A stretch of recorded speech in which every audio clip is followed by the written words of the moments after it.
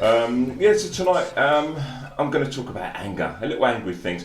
And once again, I'm not going to go in depth with this one, and I'm not trying to resolve the issue of violence. All I want to do is see if we can get a discussion going tonight and talk about some key points, some things that I posted on Facebook. So let me go into show mode.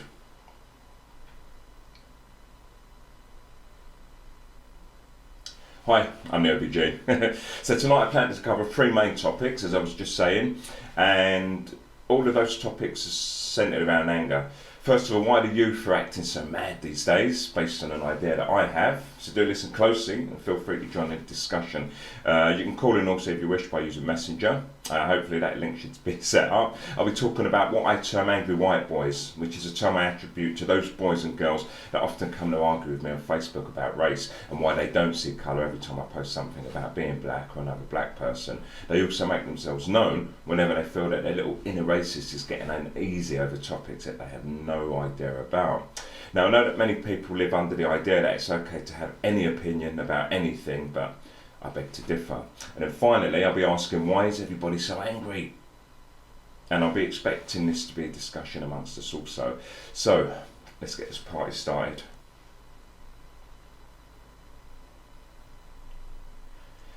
So, I'm going to put forward an idea to get the discussion going. Hello Paris, hello Bat. So first of all, I'm going to talk about predictive programming. And there's a film called 28 Days Later, which was released in 2002. And it's a post-apocalyptic film directed by British director Danny Boyle. And to some it may be seen as yet another zombie film. However, it adds some depth, and its themes are also based around the dangers of scientists creating dangerous drugs, recklessness, and of course the primal savagery that human beings are capable of. And when I first saw the film, I immediately thought, this is what we're heading towards. However, not in the form of drugs or a virus, but as a result of our mental state and our continual rise to anger. And this is through emotional responses to trivial events. And I had a feeling that this could be our future if we weren't learning to communicate with each other, as we slowly became separated from personal contact, as we sat on our computers at the time, but now that's turned into our mobile phones. And I made a few comments at the time on Facebook about how this disconnection could have serious consequences in the future. And at the time there were plenty of vampire films on telly and vampire series, and most of the shows contained many dark scenes or filmed at night. And at the time I was wondering what the hell happened to films that were shot in beautiful daylight with lighting used as a form of artistic expression. So everything was dark, the characters, the themes, the plot, the period, and this went as further afield as say 2008 when The Dark Knight came out, and that was a Batman series which for me took a turn into the darkest I'd seen a superhero film, and it made me wonder why these films were being presented in such a way. And I'm sure many of you have heard, well I'm not sure actually, many of you have heard the term predictive programming, but it's a subtle form of psychological conditioning, and it's propagated by the media, and its purpose is to acquaint us, or when I say us, the public, with changes that are planned for the future by the powers that be. And the point being that when the changes do eventually arrive, that the public will already be familiarised with them and they will accept them as a natural progression. And you can do your own research on this and make your own minds up. However, do consider that advertising is a milder form of predictive programming, whereby you're continually shown products in order to familiarise yourself with them, and that many forms of propaganda have been utilised by governments and think tanks historically, especially during wartime elections, to maintain a particular mindset among a large group or a large selection of the population. So keeping this in mind, films like The Hunger Games, which were released in 2012, The Purge, which was in 2013, The Maze Runner, which was released in 2014, they all worked hard to instill the idea of young people fighting to the death. And this theme was also prevalent in best-selling battle royale games such as Fortnite. And I don't know if you remember this, some of you, but Battle Royale was a Japanese film that was released in 2012 in which teenagers have to fight to the death until there's a single survivor. So that leads me to my opinion, or my idea, and that's that young people have been exposed to the lone hero or the last survivor and a solid stream of post-apocalyptic films for the last 20 years. And that these acts of violence are the outcome of the separation of children from family and the constant exposure to violent battle royale style games. So let me hear your thoughts based on what I've just expressed, then we can move on to hearing some more of your ideas.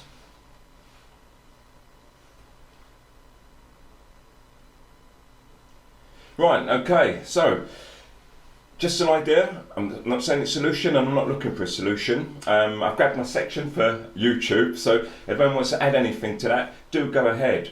And I'll I'll take a look at the comments, see if anyone's made any comments on that also. Volume, a bit of echo. Let me just try and change that. Okay, so I'm sending out channel 5 for volume.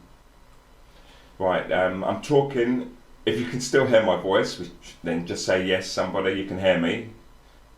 If not, then I'm going to go back to changing this setting. So you should be able to hear my voice. If not, let me know.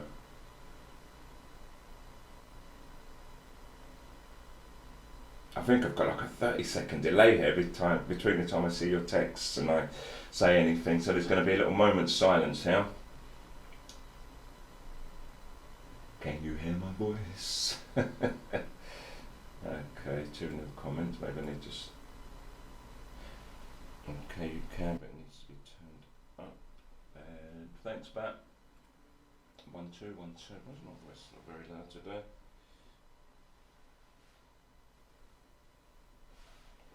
One two 1 2. Okay, that's 1 2. Okay, that's a little bit louder. Right, so. Carl Munson, anger is like the force field portrayed in science fiction. It defends and it distracts. It sounds a bit cryptic, but I think I know what you mean by that. If you want to expand, Carl, I'll be happy to hear more. Oliver Bell says, I'm getting over a mild case of PTSD because I got shouted at quite loudly in my face and negative energy absorbed. Took some time to dissipate. I can't understand anger and arguing. I'm the least angry white boy. Okay, well, we'll get back to that in a while. That's coming up as the second part I want to talk about. Right, okay. Hello, John. So, yeah, anyone want to put any ideas on that? Mainly around predictive programming and why the youth of today are so angry. It doesn't have to necessarily relate to what I talked about, but that was the whole point of this. I was going to say something and we can discuss that first. Hello, Becky. And then we can move onwards. So when I talk about predictive programming, you know, it's a belief, as I explained earlier, that we're shown imagery way before the events happen to naturalise those things for us when they eventually come. And also that it modifies and controls our behaviour in that we watch a particular type of film all the time and hear messages, whether it's billboards or radio, and then we become that. And when I was younger, we had obviously have seasons where there's a particular type of film. You know, with loads of musicals in the 30s, gangster films in the 40s, and so on. But there's lots of other films among those as well. And the focus then, we only had one TV channel, then 2, then 3, then 4. So you were locked in basically, but you still remember having so much choice. Even though when you think about it in hindsight, there were, you know, seasons where it was just a particular type of film. But once again, yes, you also had choice. But nowadays, the kids have got so many channels, and I don't mean TV channels alone, but channels of access to media. But yet the focus is on the lone heroes, superheroes, it's the biggest films you can see, and the money that the most money spent on.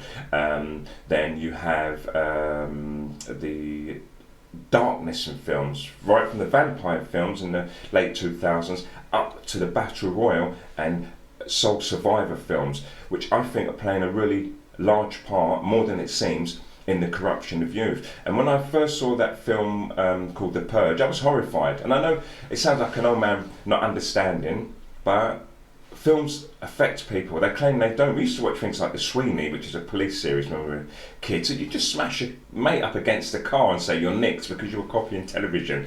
And you know, there's lots of other things that we copied. But in the main, violent video games for us were about shooting aliens or being a bit distant from the characters that you were shooting at, like a little blocky man or something like that. But now there's that realism today, and people are just killing real life people in video games, and their heads, these kids from 15 years ago were being sold, 15, 20 years ago, were being sold the image of killing each other, and then being now the sole survivor. I don't know any bright films that these kids are seeing, all set in the night, darkness. That's to hide the special effects also, I get that, because everything's bloody CGI with shiny walls and stuff. But the kids are continually being fed anger and being the sole survivor, and I think that's the blame. So, as Paris says, absolutely, I thought the same about a lot of mainstream music being aimed at youth, but also overly sexualised. And it's the same again. I think we were introduced to some form of sexualisation of videos, Paris, but you know, they had many more stringent controls in place, so we still saw them, and the ones that we didn't understand, I only started understanding them when I was 25, 30, 40, 50, even recently. I'm like, oh my God, that song, I want to rock with you all night long, I want to dance with you all night long. That means shagging, doesn't it? And there was other songs which were a bit more, you know, open, like, you know, rock me all night long, give it to me baby, you know, that line and something, that all related to sex, but you didn't understand you was really young. It was still a bloody good song. But now, you know, you've just got girls in bikinis, their thongs, and, you know, boys with their chests out and stuff like that, and, you know, dancing and grinding together on almost every youth video that you can see. And I'm not saying that some of it didn't exist for us, but you had to go looking for that. It wasn't shown in prime time. It was maybe a part of, like a clip on a show or something. And there's nothing wrong to showing sex in a society that's more sexually open. But for our society that's always been closed, it's getting a bit out of hand. So, Dean Waller, hello. Hello, Adam. Also, Chrissy Manicolio. Hello, Dean. Right, so there's no more to be said on that. I'm going to go move on to the second point. I'm going to talk about angry white boys. So, if you've got anything to add to this one also, wait until I've finished because I can't see the comments. So let me just go back to Becky before I start. Totally agree, she says. The youth of today have so much negativity, whether it's video games, films or music. Don't even get me started on trap music. Once again, and with the trap music, it's the same thing. Now, culturally, black Americans are being held down, you know, by race, and, you know, Hispanics and so non-whites basically in America. It's, you know, very, very strong. And you think to yourself, how can that stuff be promoted? There's no money there. Black people don't have money, and the Hispanics. And I'm talking about in the main. Don't want to hear about your exceptions. As soon as earns 20 million there, I know, but he's one person, okay? But typically, everyone else is held down, moved into poorer neighbourhoods. They have to pay more insurance. They're given bad deals on everything. Yet they're making like 20, 40, 50, $60,000, £1 million videos because the money's thrown at them to promote a negative image of themselves. And they don't even understand that themselves. They've got videos of each other calling each other niggers all day long. And white people lap it up purely for entertainment. They don't believe in that for themselves. They just think this is how these angry black boys live. And this is what their lives are about. And it's nothing like that in reality. If there's gangster stuff going on and crime, like in the whole world, but there's not many angry white boys at swimming pools with women in G-string bikinis drinking champagne. And probably about 5 black people done it in America last year, but 5,000, 10,000 videos showed depicted people doing it. Anyway, moving on.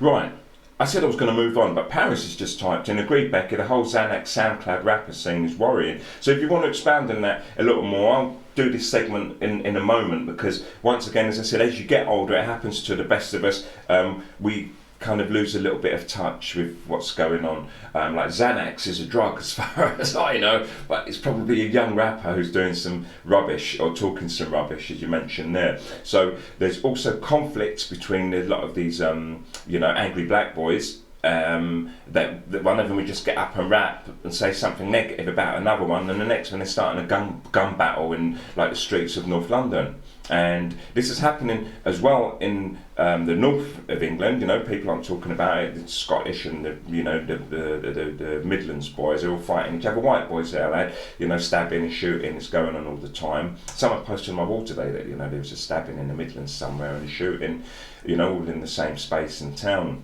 And it's relating back to the angry youth. They're angry. They're all out there fighting and killing each other.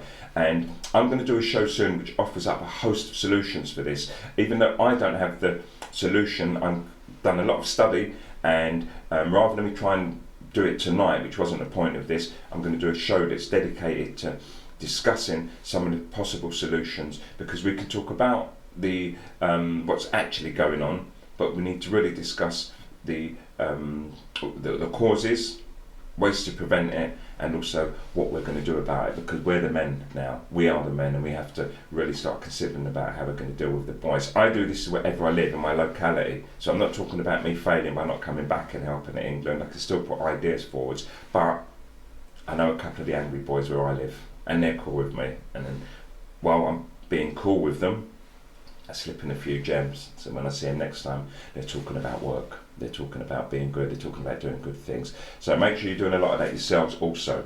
Right, so I'm going to move on. Let me do that video again. I'm going to get a little focus there so I can grab a section for YouTube. Stay with me.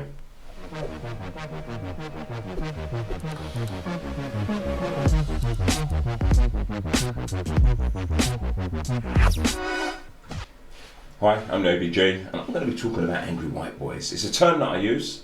I'll get into that anyway. But first of all, let's define racism. Because racism isn't just an idea in your head and what you think it is. It has a definition. And more so, I and black people like me are simply not being heard. White people must not be allowed to take control of how and what black people think and feel. And this really needs to stop. So, racism is a belief or a doctrine that inherent differences among the various human racial groups determine cultural or individual achievement, usually involving the idea that one's own race is superior and has the right to dominate others, or that a particular racial group is inferior to the other. That's the definition. Now, simply saying that you don't hold those beliefs isn't enough. It's not an escape clause saying, no, I don't think that. I get that. But when you belong to a group of people that have dominated the world, held Africans in servitude, propagated lies of inferiority over centuries, and still continues to exploit these people while consistently maintaining the notion of inferiority about Africans or non-white people, it's hard not to be a racist. And not through your own will, but by default because of what you were born into. Not necessarily your colour, yes, even me. Okay, so to cut to the now. To me, it's pretty damn obvious that due to imperialism and colonialisation, a word I really have difficulty saying, colonization,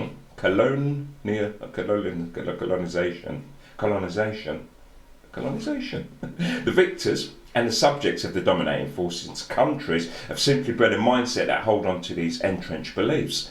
And people feel entitled to talk about the controlling nation's view as a default and simply discard everybody else's idea as secondary or just plain wrong.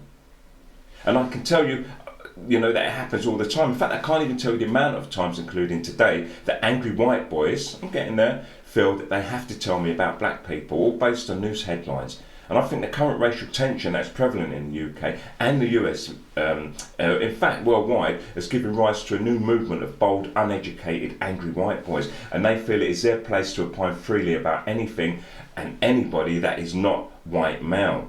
And this in turn has caused people to voice ideas about white privilege, which in turn is pushed aside as incorrect thinking by white males, of course, and the latest uneducated ramblings of a privileged white male can be heard from the bleating of that Lawrence Fox actor guy and his views on why he is not privileged, and that anyone who calls him that is a racist. What a fucking twat. So back to the angry white boys. It seems that many of my so-called friends are lurking in the shadows on Facebook, waiting for me to use the word black person or to post an image of a black person so that they can crawl out and tell me why that person is a bad person. Who gives a fuck? Several years ago, an angry white boy tried to label me as a racist and went on to explain that I posted a picture of Tupac on my wall and that Tupac was once seen to brandish a gun and have a fight with thugs. And I meant to discount the fact that I like his music because of this. Fuck you. It seems that you guys are angry about what black people do, how we live our lives, who we like, what we think and feel, and you also fight hard to bring down anybody that we like. America and the UK destroys the legacy of famous black people given every damn chance. In fact, the UK doesn't even mention them. And those days are over. In fact, they never truly existed because black people have always fought hard against all forms of slavery, servitude, and the closing down of our minds. We won't allow it But white history books and films try to portray a different story of subservient slaves, subservient servants, and this is done in order to maintain the status quo of those with the shallow minds. You angry white boys are mad. You're mad because black people and women and non-heterosexual people oppose everything that you as a straight white male are not. We're no longer complying. All you're experiencing is a tiny shift in the balance of power, and it hurts you. I, for one, am fed up of hearing your cries of anger. Sit the fuck down. I am the OBG.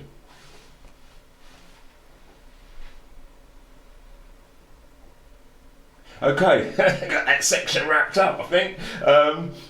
So if anyone wants to comment on what I term angry white boys, basically what I describe there is a kind of type of boy, and it's happening more frequently with my Facebook friends. Now, I'm not sure if they're not even new people, they're people I've known for years. And I've been told that the UK is really pretty angry right now, and there's quite a bit of racism going on. So it's almost as if, as usual, it gives license to these people who harbour racist thoughts, ideas and grudges, have suddenly got bold.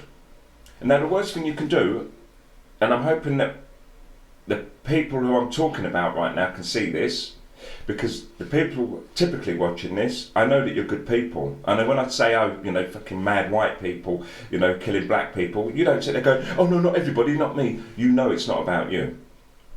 But some of those angry boys, I hope they tune in, or this gets seen by angry white boy types, and they understand what I'm talking about. It's just bad manners, it's rude to go up to someone who's a black person talking about black issues, and rather than trying to understand or ask questions, just simply tell them what your view is. And you can argue all day long, like, oh yeah, but it's just another view as a white person, and I think you should hear it. It's like, I've heard it. Not only just once, but I've heard it a million times, because that's the default view. The reason I made my opinion, put my point forward, was to stand in contrast to a very commonly held view. And you coming in trying to force on me that I have to believe or hold on to that view, it's futile. Angry white boys, stop it. So, once again, another little, let's call that a rant.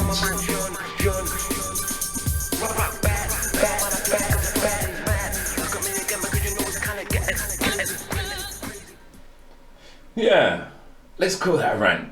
So, if anyone wants to say anything on that, about me, what I just said, or around that topic, go ahead. If not, then I'm going to move on. I'm going to give you 30 seconds while I pretend to be doing something interesting, as usual. Pressing buttons. Right, yeah, and once again, as I said, I'm passionate about these things. I was a little angry today, actually, because of the amount of posts that keep coming on Facebook after I posted about Kobe Bryant. And I'm not even into basketball. I'm not into America that much, you know. And when I see what black Americans are doing, I don't totally identify with them and go, oh, well, you know, that affects me too. I'm a black man. It happens occasionally, but they're black Americans. They're a completely different breed. Just like you white English people don't think, oh yeah, I'm an American, I identify with Americans. You don't. And, you know, we think they're pretty stupid sometimes, and the way that they're controlled and the regime they're living under, and you don't identify with them and go, oh yeah, I'm like an American because I'm white. And it's the same for me, I don't identify with them just because. But what I do identify with is oppression. It doesn't matter. If I see that they're, you know, like hurting women in Poland, I'm concerned and I want to say something about it. I don't have to be a Polish woman. So when I see a black person in America going through the mill, going through pain, anger, or some form of discrimination, then I want to say something.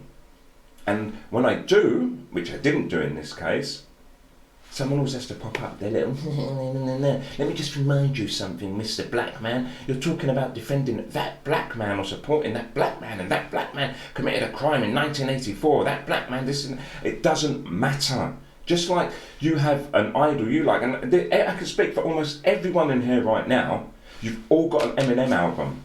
Whether you bought it or whether you downloaded it, you happily listen to this white boy sitting there talking about, I fucked my mum. I not only just fucked her, because she didn't consent, I raped my mother. I raped and killed my wife. I do not like homosexuals. I'll kill homosexuals.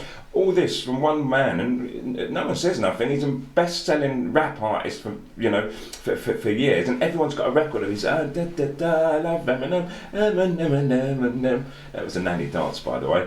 But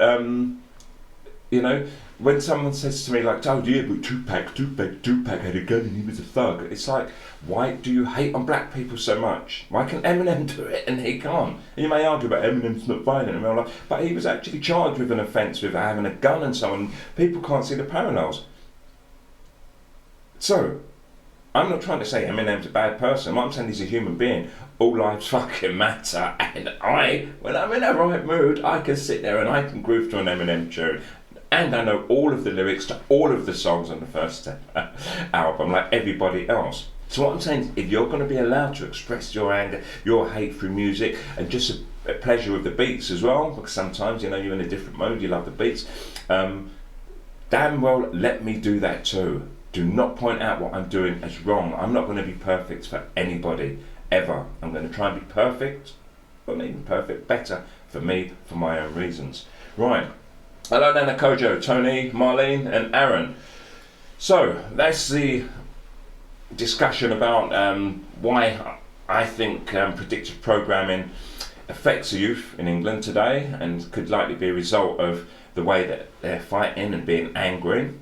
Also talks about the angry boys, angry white boys in fact, who keep on posting on Facebook on my wall. I'm not meeting them in real life because they don't tend to use those words or talk to people. They're not that rude in real life, especially when they see my angry eyes. So and then expanded on that a little. So if anyone wants to say anything, hello Rosita, I didn't see when you came in the room. Oh, I should have just felt your energy. So if anyone wants to add anything to those, go ahead. If not, I was actually going to talk about anger, but I thought I'd have a sleep before I'd done the show, get up and do that last part in an hour, but I slept and woke up, started the show with only 4 minutes to go, so I didn't manage to pull it off. So if anyone does want to talk about anger as a whole, related to everything I've discussed here, because the theme was anger, that's what prompted me to write today, then please, go ahead, knock yourself out. So let's go back to the conversations.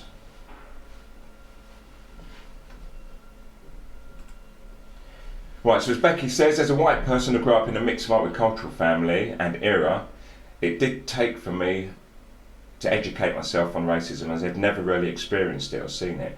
Damn, the smartest kid in my class other than me was a black boy. We both pushed further. Anyway, probably relevant comment. It's not an irrelevant comment, it's, but Becky, by far, we was talking about race, we was talking about, my experience. I can't talk about anyone else's experience. So when you share those with, with me and the other viewers, then, we're all getting to learn something about other people. And that's the whole idea of the show. It's a show about the people, by the people, for the people. And that's what we're moving towards. So yeah, I understand that. And one of the things you did say there though is, and it's very common, and it seems like a throwaway statement sometimes, is people say like, oh right, I didn't understand racism for a long time because I've never experienced it. And it's like, you're right, we're talking about racism against black people. Now you may argue that, black people are racist to white people too, but you very rarely see it unless you grow up in a multicultural environment. You may see like some black kids beat up a white kid, and because he's a white kid, it happens, and no one's denying that. But systematically, when's the last time you saw black people say, right, let's not employ white people, let's hold white people, let's put up their insurance, let's charge them more bank interest fees, and so on and so on and so on. They don't have that much power. That's the type of racism I'm talking about. And then beyond that, it's about how it filters down into a society, and then people believe that's the default. Like, for everybody here who's white, I know that you all grew up seeing yourself on billboards, seeing yourself on the television, seeing yourself in the media portrayed as good all the time, as a hero and the goddess in films, on and on and on and on. And for very many of you growing up, when you were young, the first time you saw a black person on telly, it was in a film as a slave, as a pimp, as a drug dealer, on the news as a suspect. And those are the images that, that we grow up with. And as Becky said, she had to educate herself. And this is my gripe. You have to educate yourself. I even had to educate myself about racism as a black man. I don't know about racism by default. I experience it, fair enough, but I don't know about it and what it is and what it means and what the definitions are unless I educate myself. And I deploy everyone else to do that, because other than that, what you have learned, and I'm talking about, there's a difference between just being taught something and actually learning a subject. Learning is where you go out on your own volition and you understand and you do more research, and now you choose whether you want to believe or not. But before that, education, like at school, it's just thrown at you and you're told this is the truth. And me, as an Englishman, like many of you here are English, and in non-English countries as well, white countries, you're taught white history. And you have to re-educate yourself on that, because you can't know about racism unless you study racism. It's not about just being black and experience it. You have to understand by learning what it is, and then you'll be more open and you'll be more understanding towards people like me, who has had to talk about racism. Why? Because boom, boom, boom, I'm being smashed with it, and it's like, you know what, I've got to say something now. I'll always talk against it and I'll fight against it. And what I say, let me say this actually, I'm going to say something. If you don't want to hear about extreme violence, it's going to take me about a minute. Cover your ears now, okay? I'll give you 5 seconds. Okay, let's do this. Whenever you're met with racism, I'll tell you why afterwards, by someone who's going to use violence against you, use extreme violence against them, always. If you can get to a weapon, if you're not that strong, use it. Gouge your eyes out, destroy them, but what's the word I'm looking for? Stop that person in their tracks. And if you can do enough damage that they can't be racist in future, take an eye out, break their legs so they can't, leave them with a permanent damage so they can't continue trying to harm people. And the reason why I say this is, now, some of you may go, oh, that's too racist, that's terrible, too terrible. The word racist, replace the C with a P now. And tell me, if a man wants to be a rapist towards a woman, should she stop and talk about it? Should she not use violence? No, you're going to agree that she has to use every ounce of strength in her body to stop the rape from occurring, even if it means harming her attacker. Now let's replace the P with a C again. Now we've got a racist once again. If the racist comes to harm somebody, and the reason why I say use the extreme violence is because it's premeditated. And the worst kind of violence that you could come across is premeditated. If you're just standing there and a guy comes up to you and, you know, bumps into you, and then it turns into violent, you know, like talk, and then it turns into a fight, it's not premeditated. This guy has no plan. All it is you're having a fight now. If someone, you know what you're looking at, so on, and it's almost kind of just happened on the spur of the moment, it's still not premeditated, and you could just have a regular one-on-one fight. But if someone has planned to use violence against you, I'm going to go and hurt that black man. I'm going to go and race that man, let's say. I'm going to rape that woman. They have a plan. They know where they're going to strike you. They know how they're going to strike you. They know the opportune moment when to strike you. And they've got all of these advantages over you. So if someone walks up to me and says, oi, nigger, and then they come to fight, then it's going to always be the worst day of their life. And I say that to women too, it's a different subject, but if ever you feel that your life's threatened or a man's going to put his arm on you, touch you for a sexual attack, use the fullest force of violence that you can muster up. Don't do that like, oh, kick him in the nuts. If you've got something sharp, take his eye out, cut him, do whatever you can. And I say the same to people who are faced with racist attacks. Use the most extreme form of violence that you can. And then laugh afterwards so you can dissipate some of that adrenaline. Right.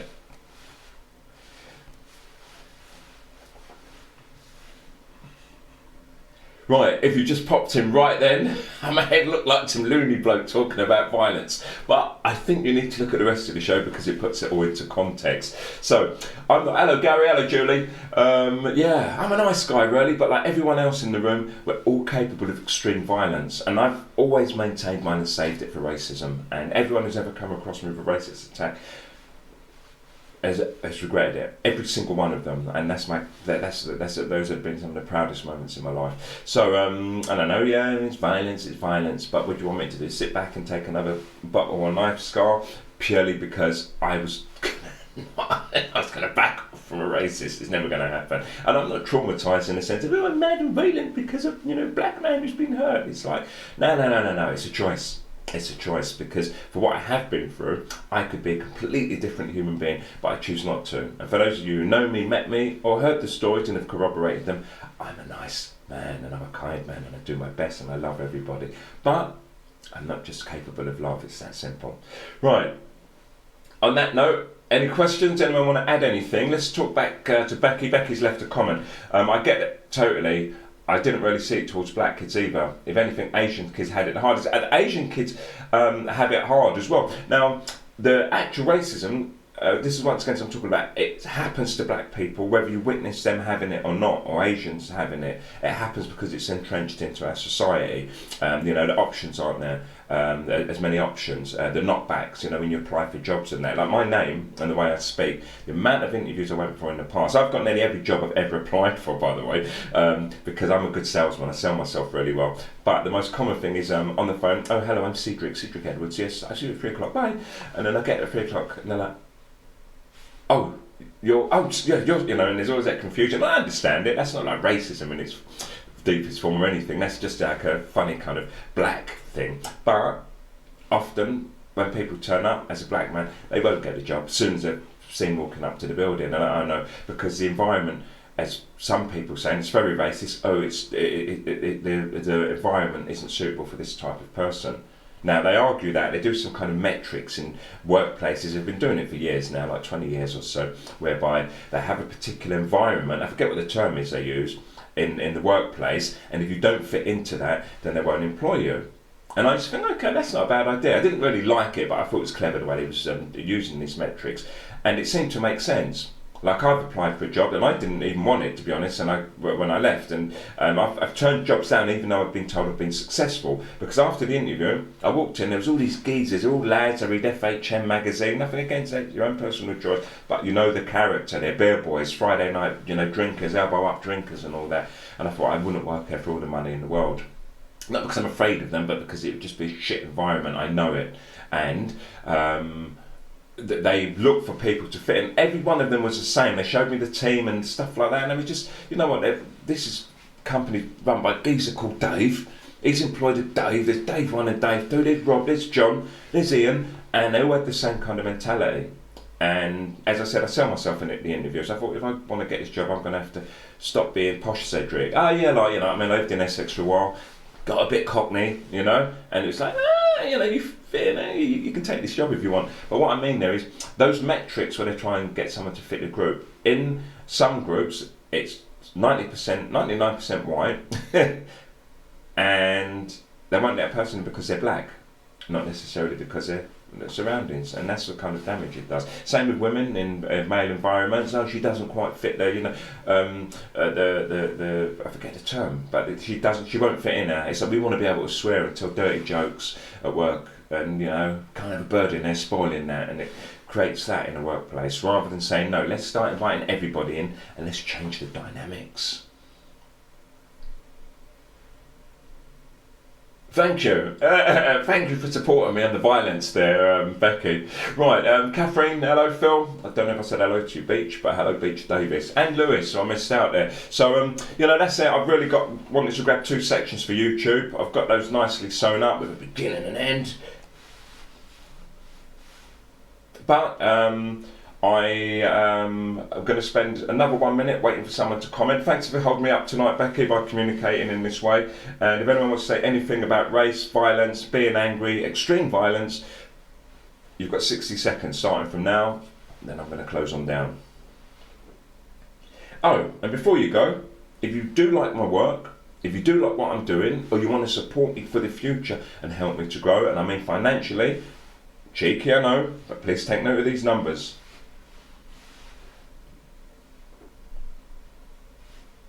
And the reason, once again, I want to do it this way is because get your banking app out right now, click, click, click, type those numbers in, send £1 and think, oh, well done, mate, get yourself a bottle of water, get yourself a beer, here's £3. They're only about 150 in Spain, but you know what I mean. And then, if you think, this guy in this show's got legs, because I want to bring news reports and everything else in the future, flip those notes, take a little word out, and send it to this number. Well, not the notes, but you know what I mean. Okay, so that was a little plea there. And you know, it's a value for value model. If you like what I'm doing, you think it's got value, boom, send £1, and this will help me to grow and to continue. So on that note, nothing's coming forwards. Once again, thanks for everybody who joined in to view me tonight, and thanks for Becky for your honesty, your openness, and for sharing a little bit of yourself with the viewers tonight. On that note, thanks for tuning in. I am the OBG. I don't think people really know the true hypnotic power of television. You know how it pulls us in and just keeps telling us to consume, buy, and tells us to hate each other and separates us and causes the greatest divides, all under the name of entertainment. And every time I turn on my TV, it's just like no surprise. It's all of those programs and they're pushing out lies. And in between there's the adverts and they do it again. And they're trying to convince us that we're friends and have us trained like good little soldiers. 1, 2, 3, 4. They say we're going to spend $1 trillion this Christmas, believe it or not. Watch it again in slow motion. See how mild and good tasting a cigarette can be. Or doctors. Watch it again in slow motion. Watch it again in slow motion.